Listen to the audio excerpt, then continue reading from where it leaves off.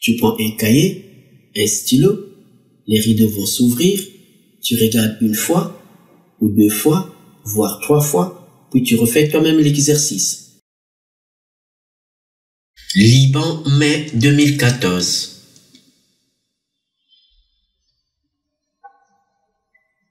Exercice 4. On considère la suite de nombres complexes Zn définis par Z0 est égal à racine de 3 moins i, et pour tout entier naturel n, Zn plus 1 est égal à 1 plus i qui multiplie Zn. Les parties A et B peuvent être traitées de façon indépendante. Partie A. Pour tout entier naturel n, on pose un est égal au module de Zn. Première question, calculer U0.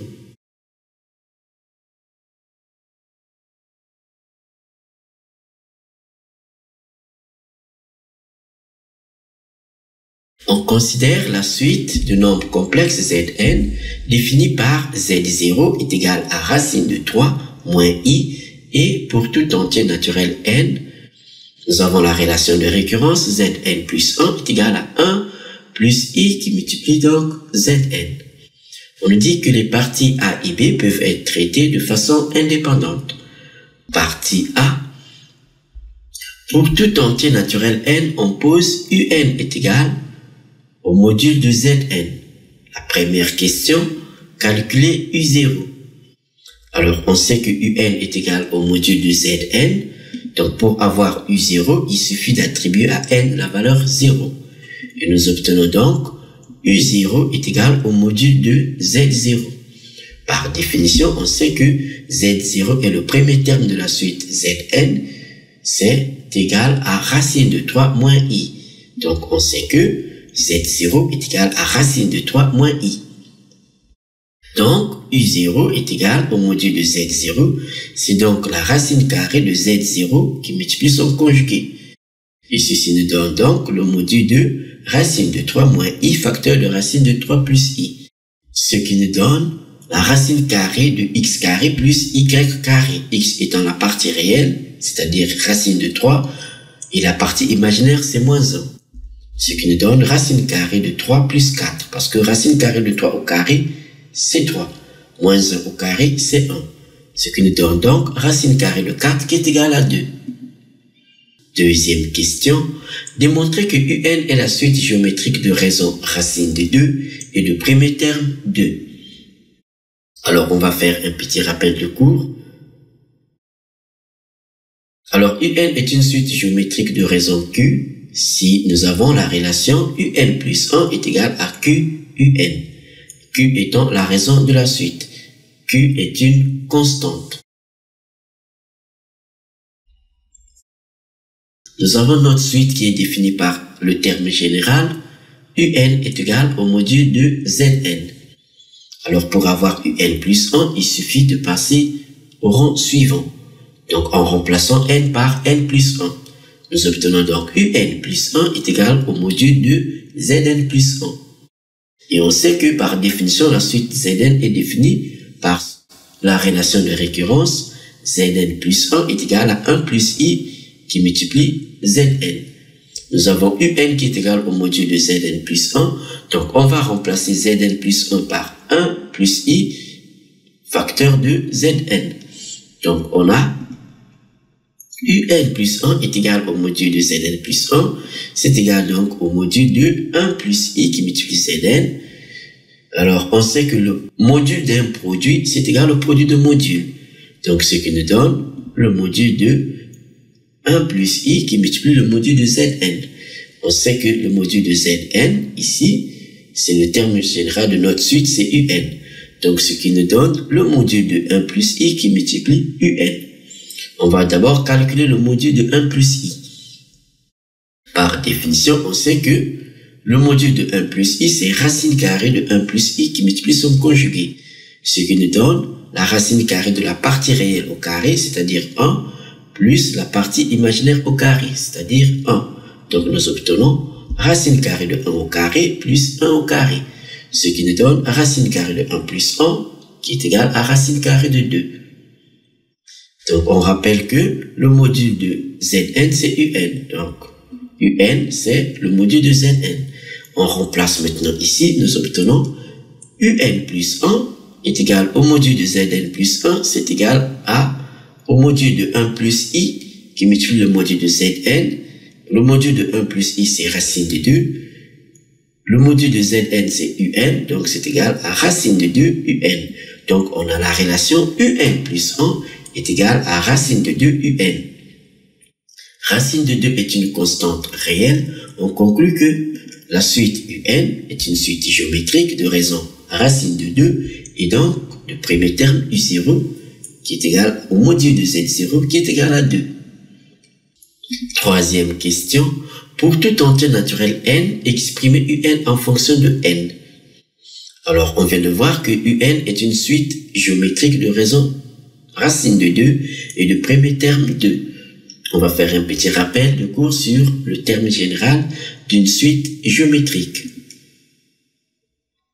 Alors, si Un est une suite géométrique de raison Q et de premier terme U0, le terme général s'écrit Un est égal à Q à la puissance n U0. Donc, en remplaçant Q par sa valeur Q, c'est racine de 2, U0, on connaît ces 2. Donc, en remplaçant, nous obtenons donc Un est égal à racine de 2 à la puissance n qui multiplie 2. Donc, en commençant par 2, nous obtenons donc 2 qui multiplie la racine carrée de 2 à la puissance n. On voit bien qu'ici, Un est en fonction de n. Comme on nous a dit ici, exprimer Un en fonction de n. Nous avons ici l'expression de Un en fonction de n. Quatrième question. Déterminer la limite de la suite Un. On sait qu'on vient de voir à la question précédente que Un est égal à 2 racine de 2 à la puissance n. Alors, on sait que nous avons ici racine de 2. Alors, racine de 2 est plus grand que 1. On a la racine de 2, c'est 1,4142. C'est bien strictement supérieur à 1. Donc, racine de 2 n'est pas compris entre moins 1 et 1. Ce qui montre que la limite quand n tend vers plus l'infini de racine de 2 à la puissance n est égale à l'infini. Donc, en prenant les limites ici, nous obtenons donc la limite quand n tend vers plus l'infini de Un est égal à la limite quand n tend vers plus l'infini de 2 qui multiplie la racine de 2 à la puissance n. La racine de 2 à la puissance n va tendre vers plus l'infini. Donc, Un va tendre vers 2 fois plus l'infini qui nous donne l'infini. On conclut que la suite Un est une suite divergente. Cinquième question. Étant donné un réel positif P, on souhaite déterminer à l'aide d'un algorithme la plus petite valeur de l'entier naturel n telle que U strictement supérieur à P. On nous dit compléter l'algorithme suivant. L'algorithme, nous la mettons ici. On va l'écrire en plus grand ici. Donc nous avons les variables U est un réel P un réel N un entier. Au niveau de l'initialisation, on nous dit d'affecter à N la valeur 0, affecter à U la valeur 2, et en entrée, demander la valeur P, donc à l'utilisateur. On voit qu'ici, il manque les instructions de traitement et de sortie. On nous dit de compléter l'algorithme suivant par les instructions de traitement et de sortie de façon à afficher la valeur cherchée de l'entier N. Cette valeur n'est rien d'autre que la plus petite valeur de l'entier naturel n tel que UP strictement supérieur à n. Donc ici nous avons la première valeur de U, c'est 2. Quand l'utilisateur va saisir la valeur de P, U va être soit supérieur, strictement supérieur à P, ou le contraire. Le contraire, c'est-à-dire U inférieur ou égal à P. Donc au niveau du traitement, on va donc faire un test sur la valeur de U. On va utiliser l'instruction tant que. Alors, ici nous avons U strictement supérieur à P. Ça c'est donc la condition d'arrêt. Donc on va utiliser la boucle tant que la condition suivante sera satisfaite, continuez à exécuter les instructions suivantes.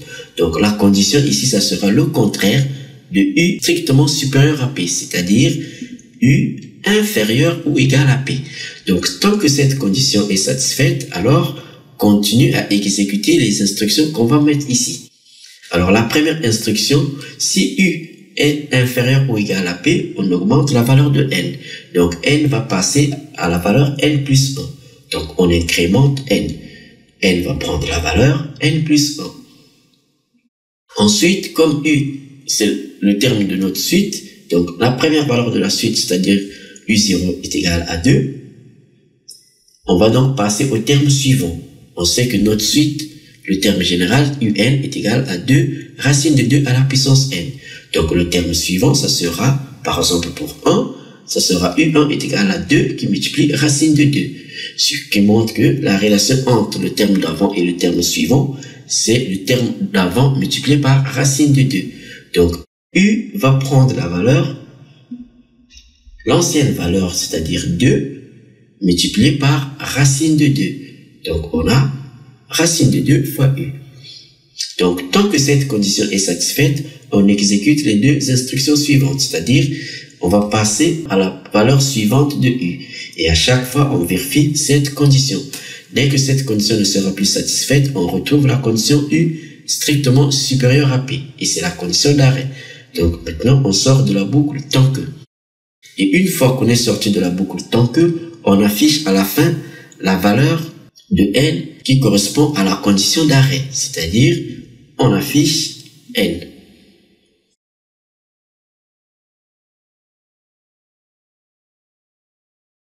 Deuxième partie.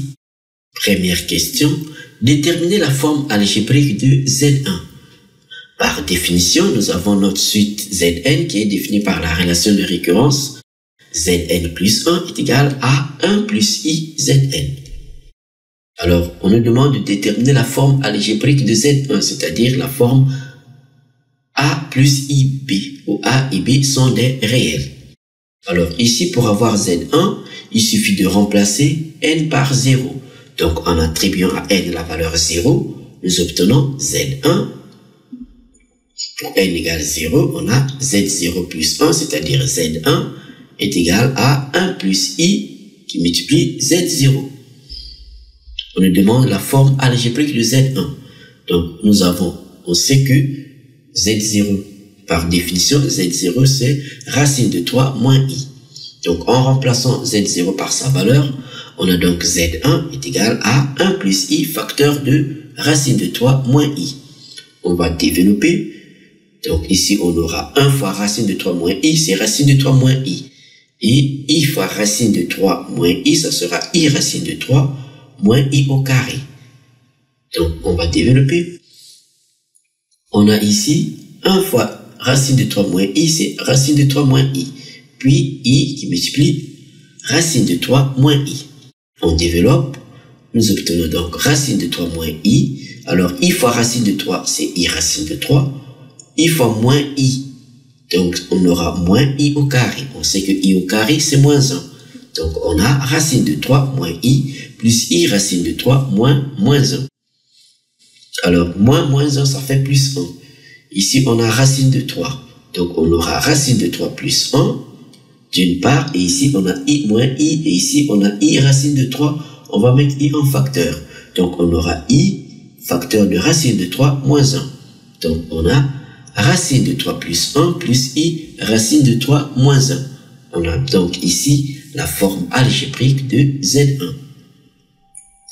Deuxième question. Déterminer la forme exponentielle de Z0 et de 1 plus i. On sait que la forme exponentielle d'un nombre complexe Z, c'est égal au module de Z multiplié par exponentielle i θ, où θ est l'argument du nombre complexe Z. Donc, on fait la même chose pour les nombres complexes Z0 et 1 plus i. On doit donc calculer le module et un argument. Commençons par Z0. On sait que Z0 c'est racine de 3 moins i. Le module, on l'a calculé déjà dans la partie A. On a vu le module de Z0, c'est égal à 2. Maintenant, on doit déterminer un argument. On connaît le module, donc on va factoriser Z0 par son module. Nous obtenons donc z0 qui est égal à racine de 3 moins i en factorisant par son module, ce qui nous donne 2 facteurs de racine de 3 sur 2 moins i qui multiplie donc 1 demi. Alors la partie réelle ici c'est cosinus θ et la partie imaginaire c'est sinus θ avec θ un argument de z0. Donc on va utiliser le cercle trigonométrique. Nous avons le cercle trigonométrique ici. Cosinus θ c'est racine de 3 sur 2. Sinus θ c'est moins 1 demi. Alors on regarde. Racine de 3 sur 2 c'est positif. On est ici dans le rectangle en vert. Donc cosinus θ c'est racine de 3 sur 2. Sinus θ c'est moins 1 demi. On est ici. Donc on voit bien que θ c'est moins pi sur 6.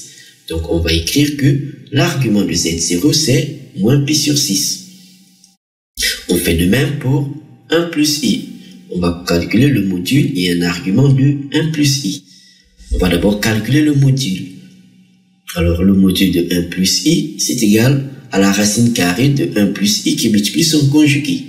C'est égal à la racine carrée de sa partie réelle au carré plus sa partie imaginaire au carré. Donc ce qui nous donne racine carrée de 1 au carré plus 1 au carré. Ce qui est égal à racine carrée de 1 plus 1 qui est égal à racine de 2. Donc en factorisant par racine de 2 1 plus i, nous obtenons 1 plus i est égal à racine de 2 facteur de 1 sur racine de 2 plus i qui multiplie 1 sur racine de 2. En rendant rationnel, c'est-à-dire en multipliant et au numérateur et au dénominateur par racine de 2, nous obtenons donc racine de 2 facteur de racine de 2 sur 2 plus i racine de 2 sur 2. Alors ici, la partie réelle c'est donc cosinus θ où θ est un argument de 1 plus i. Et la partie imaginaire c'est sinus θ, tout en sachant que θ c'est l'argument de 1 plus i. On regarde sur le cercle trigonométrique. Cosinus θ c'est racine de 2 sur 2. On est sur le rectangle en rouge, racine de 2 sur 2, cosinus θ étant positif. Sinus θ c'est positif, c'est racine de 2 sur 2. On est donc ici, on a donc l'angle qui correspond, c'est bien pi sur 4. Donc on conclut que l'argument de 1 plus i est égal à pi sur 4. Nous avons maintenant tous les éléments qu'il nous faut pour déterminer la forme exponentielle de z1.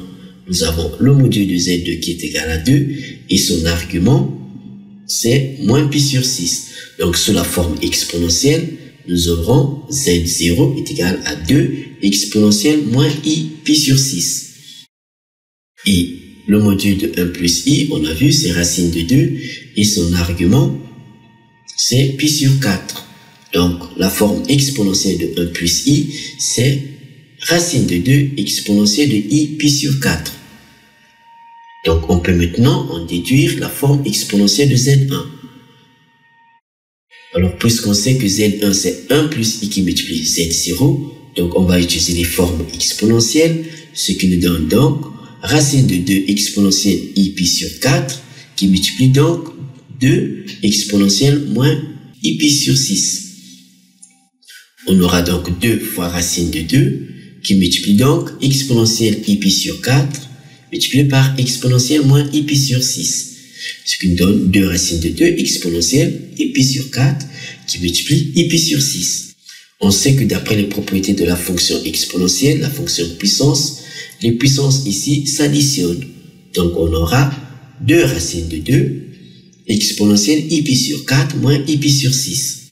Et en mettant les exposants ici au même dénominateur, nous obtenons donc 2 racines de 2 exponentielles. Alors le dénominateur commun entre 4 et 6 c'est 12. Donc on multiplie ici par 3 pour avoir 12 et ici par 2 pour avoir 12. Donc on multiplie au numérateur et au dénominateur par 3 et ici au numérateur et au dénominateur par 2. On a donc i 3 pi sur 12 moins i 2 pi sur 12. Ce qui nous donne donc, alors en mettant donc i en facteur, on aura 3 pi au numérateur moins 2 pi, ce qui nous donne pi. Donc ceci nous donne 2 racines de 2 exponentielle i pi sur 12. Nous avons donc ici la forme exponentielle de z1. Troisième question, déduire des questions précédentes la valeur exacte de cosinus pi sur 12. Alors, pi sur 12 nous alerte, parce qu'on vient de trouver que Z1 est égal à 2 racine de 2 exponentielle i pi sur 12. On sait que exponentielle i pi sur 12, c'est cosinus pi sur 12 plus i sinus pi sur 12. Donc, on va écrire que Z1 qui est égal à 2 racine de 2 exponentielle i pi sur 12 sous la forme trigonométrique, c'est 2 racine de 2 qui multiplie donc cosinus pi sur 12 plus i sinus pi sur 12. Et on sait que à la partie B, la première question, on a vu que la forme algébrique de Z1, c'est racine de 3 plus 1 plus i facteur de racine de 3 moins 1. Alors ici, en regardant Z1, on a sous la forme exponentielle, Z1 est égal à 2 racine de 2 exponentielle i pi sur 12. 2 racine de 2, c'est donc le module de Z1. Donc, on va écrire que le module de Z1, c'est 2 racine de 2. Donc, sous la forme exponentielle, nous avons 2 racines de 2 exponentielle i pi sur 12. Sous la forme trigonométrique, c'est 2 racines de 2 cosinus pi sur 12 plus i sinus pi sur 12. Et sous la forme algébrique, c'est racine de 3 plus 1 plus i facteur de racine de 3 moins 1.